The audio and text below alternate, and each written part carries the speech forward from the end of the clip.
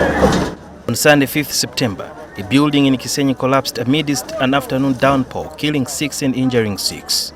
Construction is one of the fastest growing industries in Kampala due to housing and retail deficits. It is estimated that there are over 500 construction sites in the central business district alone. For every building, foundation is the most important section because it gives support to the building. A standards officer at the National Building Review Board explains what is required to put up a building that can be approved. When you're constructing a building of 12 meters high, we're talking about a building which is at most 3 floors. Okay?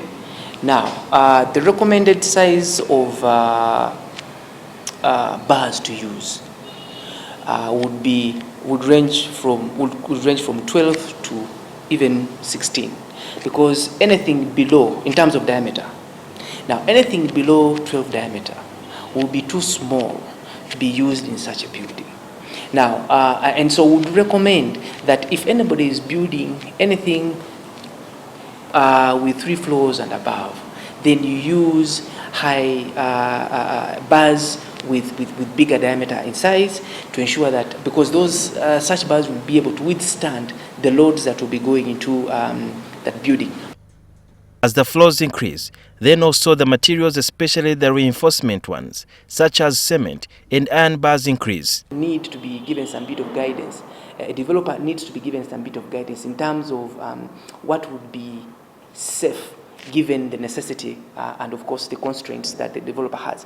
But ideally, what would be advisable is that in such situations, where the restrictions, where you're going higher and higher, the restrictions will be tighter, and ideally a developer would perhaps be looking at using anything. For instance, you're going 6 floors above, which is about 6 floors, which would be about 18 meters or 20 meters in this case. The ideal would be to use any bar which is above 16 millimeters in diameter. Some of the rubble from the collapsed building that has been tested has shown that cement mixture was not done right. You find the structure engineer has said 1 to 2. And then the man on site says it is 1 bag of cement to 2 wheelbarrows. That is totally different. The unit of measure has to be the same. Although some sites which were once swampy have turned into settlements, here is what you need to consider. There are so many different types of foundations to use. You can use pile foundations. Those are foundations that you actually sink deep to ensure you get to firm ground. Or you can use raft foundations. These are foundations that are like slabs, right? That you construct over a wider area, very deep. And because it is wider and sinking very deep, it will not be easily moved. So that is the type, some of the type of engineering that is employed in such very extraneous sites or constrained sites like those. Would anyone be correct to say that any building that has not collapsed during construction would stand the test of time?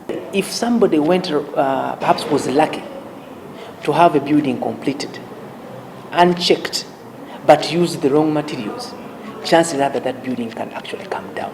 According to the Engineers Registration Board, every construction site is supposed to have a poster that indicates the contractor, engineer, and scope of works, among other things. This helps in tracing the engineers and developers flouting the set standards. If we find our engineers culpable, we shall be able to punish them. But in the last few structures which have collapsed, when you look around for the people who are in charge of supervision of the structure, we find people who learn engineering from the streets of Kisenyi. And those ones, we cannot punish them because they are not engineers. So those ones are supposed to be taken over by the police. The police there has to act on them. It is estimated that the building which collapsed on Sunday in Kisenyi, killing 6 people and injuring 6, cost the owner about 800 million shillings. It has also been widely reported that more often than not, some of the developers, after they have been given approvals, after submitting the right documentation to the relevant authorities like KCCA, sometimes deviate from the plan and opt for cheaper technical labor. Critics are saying that it is cheaper to follow the plan that has been approved than fixing the mess after lives have been lost on construction sites. Sudhir, Byaruhanga, NTV.